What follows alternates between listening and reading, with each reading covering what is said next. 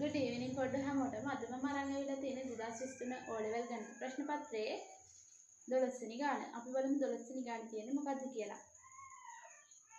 එක්තරා නගරයක වර්ෂයක් ඇතුළත යතුරුපැදි අනතුරු වලින් සිදු වූ මරණ සංඛ්‍යාව පහත සංඛ්‍යාත ව්‍යාප්තියෙහි දැක්වේ. ඒ ඇසුරේ නැඳ ඇති ජල රේඛය සම්පූර්ණ කරන්න කියලා තියෙන්නේ.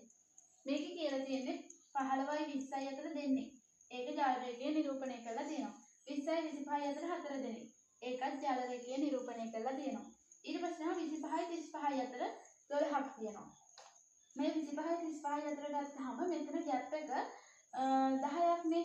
අනිත් ඒවා දිහා ગેප් එක 5 5. මෙතන ગેප් එක 10ක් වෙලා තියෙනවා. එතකොට මෙතන උත්තරේ මාර්ක් කරන්න තියෙන 12. ওই 12 මාර්ක් කරන්නේ දෙකට බෙදලා. එක්කෙනෙක්ට 6 ගන්න.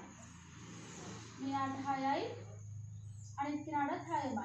මෙන්න මේ විදිහට තමයි ජල රේඛය නිරූපණය කරලා තියන්න ඕනි ඔය සංඛ්‍යාව.